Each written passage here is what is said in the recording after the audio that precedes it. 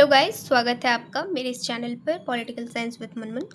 कल जिस तरह से हमने 6 एक्ट समझा था, है ना, रेगुलेटिंग एक्ट ऑफ 1777 से लेकर हमने चार्टर एक्ट ऑफ 1853 तक समझा था। और आज जो है वो हम टोटल 5 एक्ट करने वाले हैं। ठीक है, तो आज पर हम फोकस करते हैं। मुझे वैसे लगता है कि आपने पिछला वाला वीडियो देख लिया होगा, क्योंकि पिछला वाला वीडियो आपने देखा होगा तो ही आपको ये वीडियो समझ में आएगी मेरी। ठीक है, तो पहले आप पार्ट 1 देख लीजिए। ये जो मैच बना रही हूँ ये पार्ट 2 है। एक्ट ब्रिटिश इंडियन लॉज में ये हमारा पार्ट 2 है। ठीक है, तो पार्ट 2 में आज हम समझने वाले हैं गवर्नमेंट ऑफ इंडिया एक्ट 1858। अब 1858 यानी कि 1857 का विद्रोह हो चुका है। रिवॉल्ट ऑफ 1857 समाप्त हो चुका है।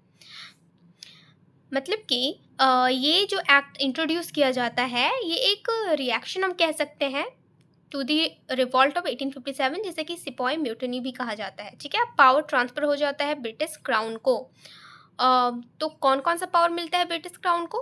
एडमिनिस्ट्रेशन पावर मिलता है, फाइनेंशियल, टेरिटरी पावर, सारा पावर ब्रिटिश क्राउन के हाथ में आ जाता है, जो कि अभी तक ईस्ट इंडिया कंपनी के हाथों में था। ठीक है, तो हम देखते हैं कि सारा जो पूरा पावर है वो क्वीन ऑफ इंग्लैंड के हाथ में आ जाता है। तो अब इसमें भी क्या हम देखते हैं कि पोस्ट का फिर से हम चेंज देखते हैं। मतलब कि रेगुलेटिंग एक्ट में हमने देखा था ना, गवर्नर से गवर्नर जनरल का पोस्ट मिल गया। उसी तरह से यहाँ पर क्या होता है, हम शुरू से सारा समझते हैं और यहाँ पर आकर क्या होता है वो हम लास्ट में समझेंगे। ठीक है, तो पहले तो गवर्नर ऑफ बंगाल था। गवर्नर ऑफ बंगाल का पोस्ट बदलकर गवर्नर जनरल ऑफ बंगाल हो जाता है। कब होता है? तो रेगुलेटिंग एक्ट ऑफ 1773 में ये होता है, ये हमने देखा था। और कौन बनता है पहला governor general? Lord Warren Hastings. ठीक है, उसके बाद गवर्नर जनरल ऑफ बंगाल से ये पोस्ट बदलकर गवर्नर जनरल ऑफ इंडिया हो जाता है। और ये कब होता है? तो चार्टर एक्ट ऑफ 1833 में होता है। ठीक है, और उसमें पहला गवर्नर जनरल कौन बनता है? William Bentinck. भारत पर एक बहुत बड़ा सा टिक पड़ गया था, हमने ये समझा था। ठीक है, उसके बाद जो है गवर्नर जनरल ऑफ इंडिया से पोस्ट बदलकर वाइसरॉय ऑफ इंडिया हो जाता है। और ये कब होता है? जब पावर ब्रिटिश क्राउन के हाथों में आ जाता है 1858 में। और ये एक्ट ब्रिटिश क्राउन के थ्रू बनाया जाता है, यानी कि गवर्नमेंट ऑफ इंडिया एक्ट 1858। तो इस समय पोस्ट फिर से बदल जाता है और गवर्नर ऑफ इंडिया से गवर्नर जनरल ऑफ इंडिया से वाइसरॉय ऑफ इंडिया का पोस्ट आ जाता है। किस एक्ट के थ्रू?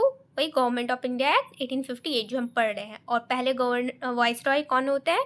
तो लॉर्ड कैनिंग। ये पहले वाइसरॉय होते हैं इंडिया के। ठीक है, और साथ ही साथ हमने देखा कि ब्रिटिश ईस्ट इंडिया कंपनी को लिक्विडेटेड कर दिया गया, यानी कि एग्जिट कर दिया गया, एंड कर दिया गया पूरी तरीके से। ठीक है, साथ ही साथ इस एक्ट में हम ये देखेंगे कि इस एक्ट में ईस्ट पीट्स इंडिया एक्ट, पीट इंडिया एक्ट जो हमने समझा था 1784 में, इसमें हमने क्या देखा था? डुअल गवर्नमेंट के बारे में देखा। डुअल गवर्नमेंट यानी कि बोर्ड ऑफ कंट्रोल और कोर्ट ऑफ डायरेक्टर्स। ठीक है, शॉर्ट फॉर्म है board of control plus court of directors. इन दोनों को ही एंड कर दिया जाता है। बोर्ड ऑफ कंट्रोल में हमने देखा था political affairs, court of directors में हमने देखा था कॉमर्शियल अफेयर्स। ठीक है, तो ये आपको बातें तभी समझ में आएंगी मेरी, जो भी मैं शॉर्ट में बता रही हूँ। ये मैंने पार्ट 1 में कवर किया हुआ है, तो आप पहले पार्ट 1 को एक बार देख लो, फिर आप पार्ट 2 में आओगे तो आपको समझ में आएगा। ठीक है, नाउ ये पीट्स इंडिया एक्ट को एंड कर दिया जाता है। जो भी dual government Pitt's India act के अंदर जो भी डुअल गवर्नमेंट का कॉन्सेप्ट था उसको एंड कर दिया जाता है। तो ये जब एंड किया जाता है तो न्यू क्या इंट्रोड्यूस किया जाता है इसके बदले में? तो बोर्ड ऑफ कंट्रोल और कोर्ट ऑफ डायरेक्टर्स को जब ख़त्म कर दिया जाता है तो इसके बदले में SOS यानी कि सेक्रेटरी ऑफ स्टेट। ठीक है, सेक्रेटरी ऑफ स्टेट। अब ये क्या है, वाइसरॉय क्या है, इस कन्फ्यूज़न को भी समझते हैं। वेट, तो पहले हम इसको समझते हैं कि SOS में एक मेंबर होता है। ठीक है, तो पहले SOS कौन बने थे? Lord Stanley.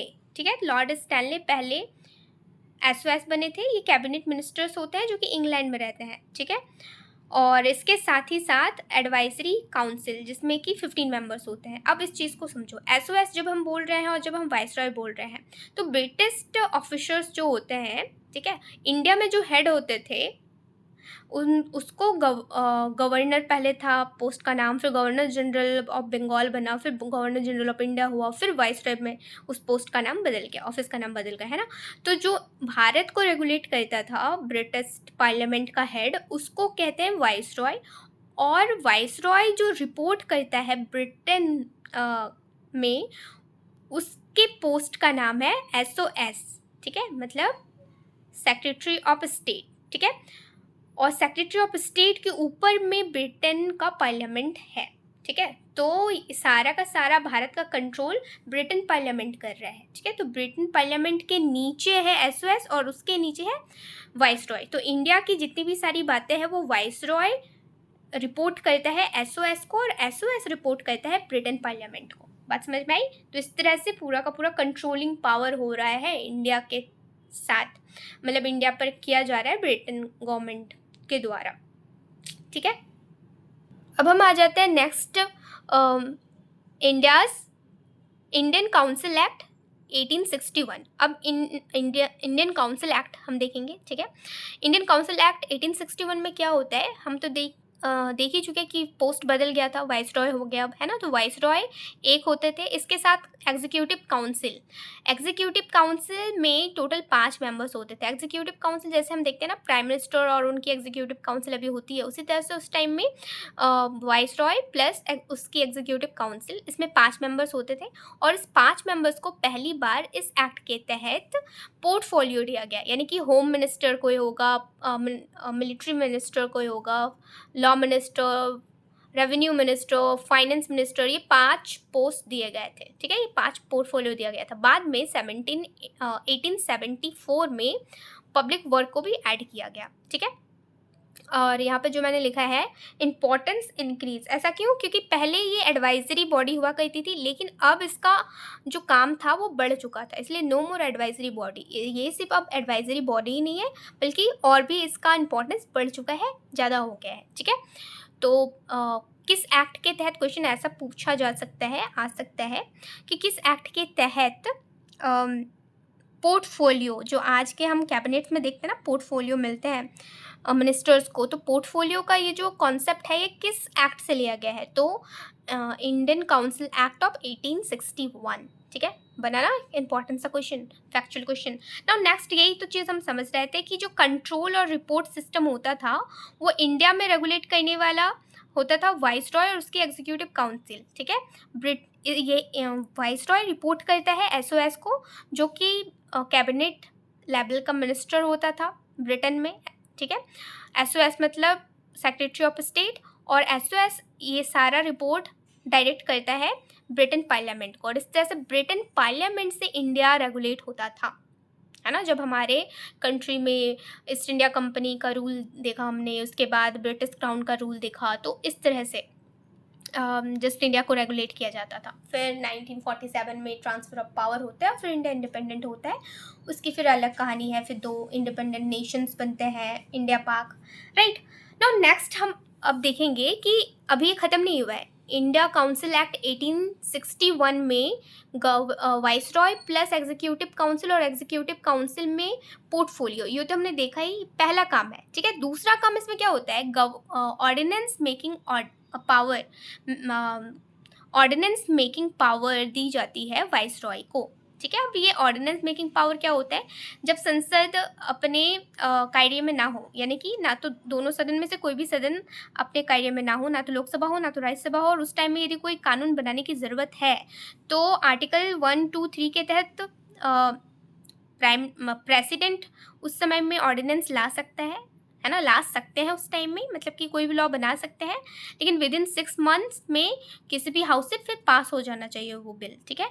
और स्टेट में यदि ऐसा कोई बिल लाना हो तो आर्टिकल 213 के तहत गवर्नर ऑर्डिनेंस ला सकता है ना। यानी कि ऐसा कोई बिल, ज़रूरी बिल है जो कि लाना है और अभी संसद सत्र में नहीं है, सेशंस में नहीं है, हालांकि 3 बार सेशंस में मिलते हैं, है ना, सेशंस होते हैं पार्लियामेंट में, लेकिन यदि सेशंस नहीं है और कोई बिल लाना है तो गवर्नर स्टेट में और प्रेसिडेंट कंट्री लेवल पर ला सकते हैं, लेकिन विद इन 6 मंथ उसे किसी भी एक हाउस से पास हो जाना होगा। तो उस टाइम में जब ये एक्ट लाया गया था, काउंसिल एक्ट 1861, उस टाइम में एग्जीक्यूटिव काउंसिल में पोर्टफोलियो के साथ साथ ऑर्डिनेंस पावर भी दिया गया वाइसरॉय को, ठीक है। इसके साथ ही साथ तीसरा जो मेजर चेंज यहाँ पर देखा गया, जो इंट्रोड्यूस्ड हुआ, दैट इज सेंट्रल असेंबली में एक तो हमने देख ही लिया कि वाइसरॉय प्लस उसके एग्जीक्यूटिव काउंसिल जिसमें कि 5 मेंबर थे, साथ ही साथ एडिशनल मेंबर्स को भी ऐड किया गया। अब ये एडिशनल मेंबर्स क्या होते थे? एडिशनल मेंबर वाइसरॉय नॉमिनेट करते थे एडिशनल मेंबर्स को। अब ये एडिशनल मेंबर्स भी 2 तरीके से होते थे, एक ऑफिशियल मेंबर होता था और दूसरा अनऑफिशियल मेंबर होता था। ऑफिशियल मेंबर यानी कि वो मेंबर जिसे वाइसरॉय नॉमिनेट करता था हर 2 साल के लिए, ठीक है। और अनऑफिशियल मेंबर में 6 से 12 मेंबर्स होते थे, लेकिन ये 6 से 12 मेंबर्स जो होते थे ये वाइसरॉय अपॉइंट नहीं करता था इनको, ना तो अपॉइंट करता था ना तो नॉमिनेट करता था। तो ये कैसे आते थे? तो ये जस्ट इनडायरेक्ट वे से इसका चुनाव होता था और इसमें पहली बार 3 भारतीयों ने अपनी जगह यहाँ पर बनाई, ठीक है। तो इंडिया काउंसिल एक्ट 1861 में वाइसरॉय, एग्जीक्यूटिव काउंसिल, साथ ही एडिशनल मेंबर्स को भी जोड़ा गया। एडिशनल मेंबर्स को वाइसरॉय 2 सालों के लिए नॉमिनेट करते हैं, लेकिन सिर्फ ऑफिशियल मेंबर्स को, एडिशनल मेंबर्स में सिर्फ ऑफिशियल मेंबर को करते हैं, नॉन ऑफिशियल मेंबर को नहीं करते, जिसमें 6 से 12 मेंबर्स होते हैं। और इसमें पहली बार ऐसा इस एक्ट में देखा गया कि 3 भारतीयों ने अपनी जगह इसमें बना ली। कौन कौन से थे वो 3 भारतीय? ये बहुत इंपॉर्टेंट क्वेश्चन यहाँ पर खुद में ही बन जाता है। पहला तो राजा ऑफ बनारस, दूसरा महाराजा ऑफ पटियाला और तीसरा सर दिनकर राव। ये क्वेश्चन केबीसी में भी आ चुका है, ठीक है। तो ये मोस्ट इंपॉर्टेंट क्वेश्चन में से एक बनता है, अंडरलाइन एंड स्टार मार्क से आप इसको याद रखना, ठीक है। नाउ अब हम नेक्स्ट जो है वो फिर हम नेक्स्ट एक्ट की ओर बढ़ेंगे, इंडियन काउंसिल एक्ट ऑफ 1892। अभी हमने 1861 देखा, अब 1892। तो 1892 समझने से पहले आप थोड़ा बैकग्राउंड को समझो कि 1884 में इल्बर्ट बिल कंट्रोवर्सी चल रही थी। इल्बर्ट बिल कंट्रोवर्सी क्या था? इल्बर्ट बिल था जैसे कि इंडियन जज, कोई भी इंडियन जज वो किसी भी यूरोपीय व्यक्ति के खिलाफ सज़ा नहीं सुना सकते, है ना। यदि वो उसने कोई क्राइम करा है या वो क्रिमिनल है तो यूरोपियन क्रिमिनल्स के लिए इंडियन जज कोई सज़ा उसे नहीं सुना सकता, ठीक है। ऐसा कंट्रोवर्सी हुई थी कि इंडियन जज यूरोपियन पीपल्स को सज़ा नहीं दे सकते, ठीक है। उसके साथ ही साथ नेक्स्ट ईयर मतलब कि 1885 में हमने देखा कि INC इंडियन नेशनल कांग्रेस का इस्टेब्लिशमेंट हो जाता है और इस्टेब्लिशमेंट होने के साथ साथ इंडियन नेशनलिज्म पुरजोर बहुत ज़्यादा देखने को मिलता है ना। तो ये बात जो हमने अभी देखी, जो समझी थी कि वाइसरॉय, एग्जीक्यूटिव काउंसिल, वाइसरॉय के साथ उसका एग्जीक्यूटिव काउंसिल और साथ ही इसमें क्या जुड़ गया? एडिशनल मेंबर्स में अभी इसकी संख्या 16 मेंबर्स थी, ठीक है। और ये इंडिया लेवल में हम देख रहे हैं, ठीक है। लेकिन ये जो है ये सारे रिपोर्ट करते हैं SOS को और SOS के ऊपर होता है ब्रिटिश पार्लियामेंट, ठीक है। साथ ही इस एक्ट में यानी कि 1892 के एक्ट में हमने देखा और क्या हम देखने वाले हैं, तो बजट डिस्कशन को अलाउ किया गया था, लेकिन इसमें अभी वोटिंग नहीं हुई थी स्टार्ट, ठीक है। इसके साथ ही साथ एडिशनल मेंबर्स को क्वेश्चन पूछने का हक दिया गया था कि आप क्वेश्चन पूछ सकते हो, लेकिन सप्लीमेंट्री क्वेश्चंस अभी भी नहीं पूछ सकते हो। सप्लीमेंट्री क्वेश्चन मतलब कि जैसे मुझे कुछ समझ नहीं आया, मैं जैसे कि मुझे कुछ समझ नहीं आया, मैं क्वेश्चन करना चाहती हूँ, तो मैंने क्वेश्चन पूछा, ठीक है। बट मैं यदि सेटिस्फाई नहीं हूँ सामने वाले के आंसर से, तो मैं उसको फिर से दूसरा क्वेश्चन उस पर नहीं दाग सकती, है ना। मतलब कि सप्लीमेंट नहीं कर सकती, एक के बाद दूसरा क्वेश्चन नहीं पूछ सकती।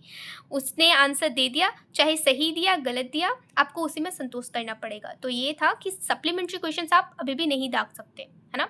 यदि आपके क्वेश्चन का आंसर वैलिड आया, रीज़न के साथ आया तो भी ठीक, और नहीं आया कुछ भी बोलकर वो मतलब आगे निकल जाता है, बढ़ जाता है सामने वाला इंसान, तो भी आप उसको नहीं बोल सकते हो, है ना। तो ये इस एक्ट में इंट्रोड्यूस अभी भी नहीं किया गया था कि एडिशनल मेंबर्स को क्वेश्चन पूछने का तो हक है, आप क्वेश्चन पूछ सकते हो, लेकिन सप्लीमेंट्री क्वेश्चन नहीं। आपके क्वेश्चन का आंसर ना आए तो आप समझो, ठीक है। नाउ नेक्स्ट है एक्ट ऑफ 1999, ठीक है। ये सब इंडियन काउंसिल एक्ट देख रहे हैं हम।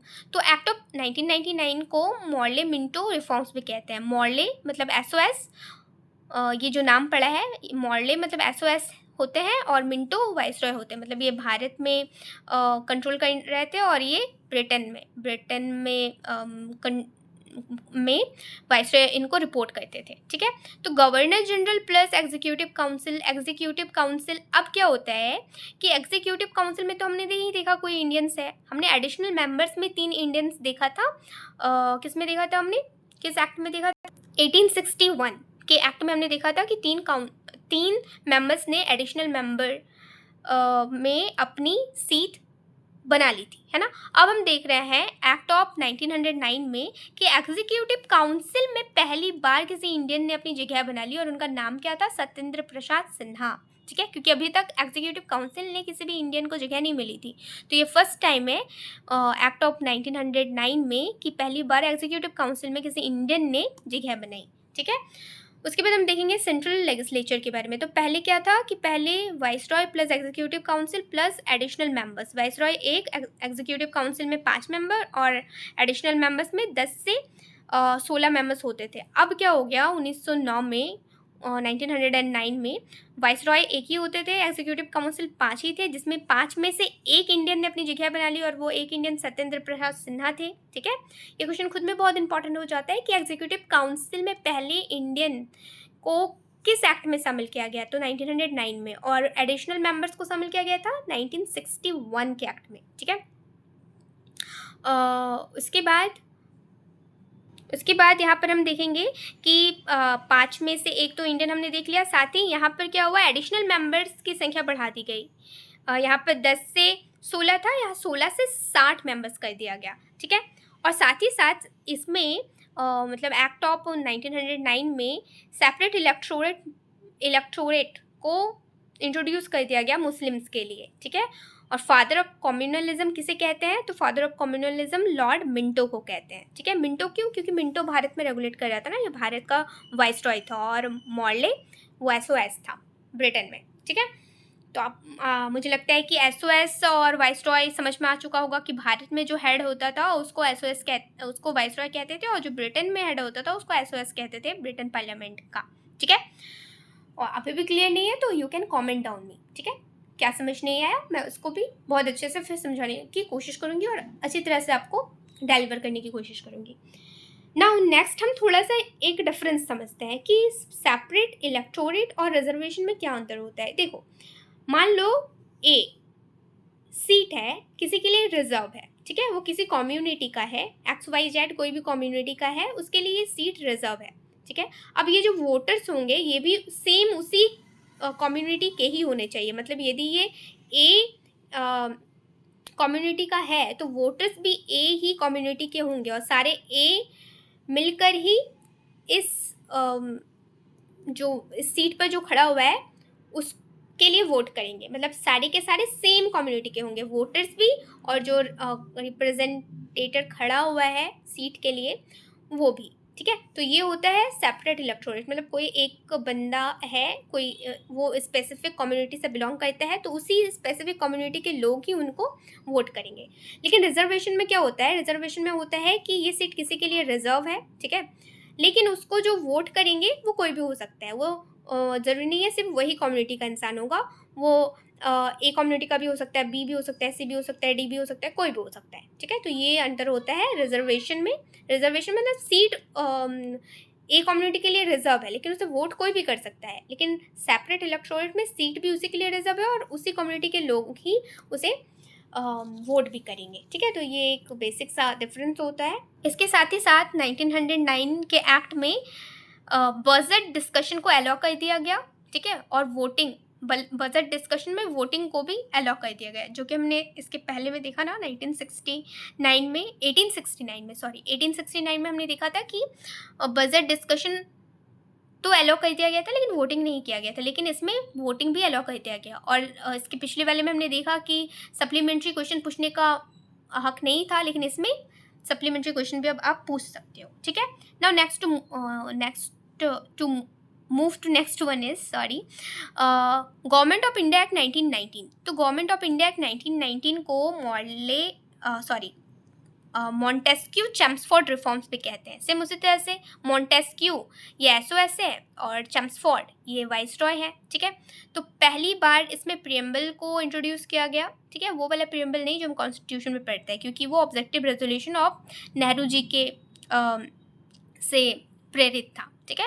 यहाँ पर ब्रिटिश टाइम के जब लॉज की बात हो रही है तो फर्स्ट टाइम उस वहाँ पर जो प्रियम्बल लाया गया था उसकी बात की जा रही है, ठीक है। उसमें रिप्रेजेंटेटिव गवर्नमेंट की बात होती है और यहाँ पर हम सेंट्रल लेजिस्लेचर की बात करेंगे। तो सेंट्रल लेजिस्लेचर में वाइसरॉय तो था ही, एग्जीक्यूटिव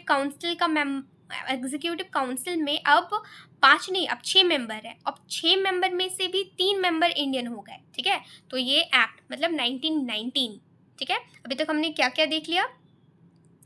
अभी तक हमने देखा पहले तो गवर्नमेंट ऑफ इंडिया एक्ट 1857 का विद्रोह के बाद वाला है ना, रिवॉल्ट ऑफ 1857 के बाद वाला 1858 देखा।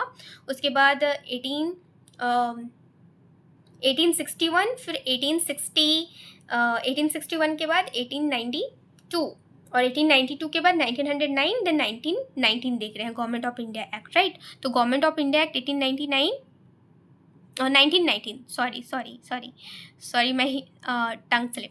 तो 1919 गवर्नमेंट ऑफ इंडिया एक्ट, इसमें हम देख रहे हैं कि जो सेंट्रल लेजिस्लेचर है उसमें वाइसरॉय तो एक है, लेकिन एग्जीक्यूटिव काउंसिल अब 6 हो गया मेंबर, जिसमें से 3 इंडियंस हो गए और ये जो एडिशनल मेंबर्स हम देखे थे ये 16 से 60 ही मेंबर है, ठीक है। इसमें पहली बार क्या होता है 1909 का गवर्नमेंट ऑफ इंडिया एक्ट 1919 में बाई कैमरल लेजिस्लेचर को इंट्रोड्यूस किया जाता है सेंट्रल में, यानी कि लेजिस्लेचर असेंबली लोअर हाउस और council of state upper house, 2 houses का फॉर्मेशन होता है सेंट्रल लेवल पर, जो कि आज हम बाई कैमरल लेजिस्लेचर के तहत अपने कंट्री इंडिया में दिखते हैं ना, कि जो ब्रिटेन से ही अडॉप्ट किया गया है। तो लेजिस्लेटिव असेंबली ये लोअर हाउस यानी कि लोकसभा की तरह आप समझ सकते हो, और काउंसिल ऑफ स्टेट यानी कि अपर हाउस राज्यसभा की तरह समझ सकते हो, जिसमें कि 145 मेंबर्स की बात करी गई। टर्म 3 साल रखी गई थी, इसमें टर्म रखी गई थी 5 साल और टोटल मेंबर 60 मेंबर्स की बात करी गई थी, ठीक है। उसके बाद 1919 गवर्नमेंट ऑफ इंडिया एक्ट में ही डायरकी को भी इंट्रोड्यूस किया गया था प्रोविंशियल लेवल में। अब ये डायरकी देखो 2 चीज़, एक बाईकैमरल लेजिस्लेचर भी हमने इसमें देखा है ना, लेजिस्लेचर मतलब 2 सदन में डिवाइड हो गया, ठीक है। लोअर सदन को बोला गया लेजिस्लेटिव असेंबली और अपर हाउस को बोला गया काउंसिल ऑफ स्टेट। उसी तरह से जिस तरह से सेंटर में 2 तरीके से हाउस को डिवाइड कर दिया गया, प्रोविंशियल लेवल यानी कि स्टेट लेवल में भी डायरकी को इंट्रोड्यूस किया गया। अब ये डायरकी क्या होती है? तो सेंटर में टोटल 47 सब्जेक्ट थे, स्टेट में भी सब्जेक्ट्स को डिवाइड कर दिया गया, ठीक है। यहाँ पर हाउसेस को डिवाइड किया गया था, है ना। यहाँ पर मतलब एक्ट सेम ही है, उसी में ये सारी चीज़ हो रही है। Act government of India act 1919 में ही हम देख रहे हैं कि बाई कैमरल लेजिस्लेचर को इंट्रोड्यूस किया गया सेंट्रल लेवल पर, ठीक है, और स्टेट लेवल पर सब्जेक्ट्स को डिवाइड कर दिया गया कि सेंटर के पास 47 होगा और स्टेट के पास 50 होगा, और वो भी डिवाइड होगा रिजर्व कैटेगरी में और ट्रांसफर्ड कैटेगरी में। रिजर्व कैटेगरी में जो होगा वो गवर्नर जनरल और एग्जीक्यूटिव काउंसिल के पास होगा, जो भी रेवेन्यू जैसे सब्जेक्ट्स होंगे, और ट्रांसफर्ड में इंडियंस को दिया गया और इंडियन एडमिनिस्ट्रेटर को। ट्रांसफर्ड में जो भी वेलफेयर वाली चीज़ें होंगी वो इंडियंस को ट्रांसफ़र कर दी गई, ठीक है। तो डायरकी मतलब सब्जेक्ट्स डिवाइड कर दिए गए, सेंटर को और स्टेट को, और स्टेट को भी 2 तरीके से, एक रिजर्व जो ब्रिटिश के पास होगा और ट्रांसफ़र जो इंडियन के पास होगा, ठीक है। इसमें राइट टू वोट बहुत ही लिमिटेड था, ठीक है। तो थोड़ा सा डायरकी को मैंने यहाँ पर लिख कर रखा है कि purpose of diarchy was to give important subject to Britishers and less important to Indians like welfare activities, ठीक है। तो जो वेलफेयर जैसी एक्टिविटीज़ है वो इंडियन को सौंप दो, बाकी हम जो है वो मौज करेंगे। जो भी रेवेन्यू वाली चीज़ें हैं, फाइनेंस वाली चीज़ें हैं, टैक्स वाली चीज़ें हैं, वो सब ब्रिटिश के अंडर में था, ठीक है। एंड जो भी रिस्पॉन्सिबिलिटीज़ है वो ट्रांसफरिंग ऑन इंडियंस हेड ऐसा डायरेक्टरी में किया गया था, जिसमें कि हमने सब्जेक्ट ट्रांसफ़र देखा। सेंटर के पास जो था वो तो था ही, और स्टेट को डिवाइड कर दिया ट्रांसफर्ड और जस्ट रिजर्व्ड में, ठीक है। तो इसमें 1919 में क्या किया गया इस एक्ट में, आफ्टर एवरी, इसमें कहा गया कि after every 10 years statutory commission to review implementation of this act. इस एक्ट में क्या चीज़ें हुई, कितना इम्प्लीमेंट हुई, कितना काम हुआ, कितना नहीं हुआ, इसके लिए हर 10 साल में एक स्टैच्यूटरी कमीशन आएगी। तो 1919 में फॉर्मेशन हुआ, 10 साल मतलब 1929, लेकिन ब्रिटेन में इलेक्शंस की वजह से 2 साल पहले यानी कि 1927 में ही साइमन कमीशन इंडिया आया था रिव्यू लेने के लिए। लेकिन साइमन गो बैक का नारा तो बहुत ज़्यादा प्रसिद्ध है ना। साइमन गो बैक से इंडियंस ने बहुत ज़्यादा प्रोटेस्ट किया और इसे जस्ट जाना पड़ा, है ना, वापस जाना पड़ा। तो ये इसलिए आया था साइमन कमीशन इंडिया। अक्सर मेरे दिमाग में क्वेश्चन आता था कि क्यों आया था साइमन कमीशन, हम इतना नारा लगाते, वो हिस्ट्री में सुनते थे ना, पढ़ते थे कि साइमन कमीशन गो बैक जैसे नारा लगाए जाते थे, तो ऐसा क्यों होता था। तो ये रिव्यू लेने के लिए आने की बात करी गई थी कि 1919 का जो एक्ट था उसका काम कितना अच्छे से हुआ है, नहीं हुआ है, डायरकी या बाइकैमरल लेजिस्लेचर कैसा चल रहा है, नहीं चल रहा है, इसका रिव्यू लेने के लिए साइमन कमीशन आया हुआ था, है ना। नाउ इसी में पीएससी मतलब पब्लिक सर्विस कमीशन को फर्स्ट टाइम इंट्रोड्यूस किया गया था, इस्टेब्लिश किया गया था इसी एक्ट में, ठीक है।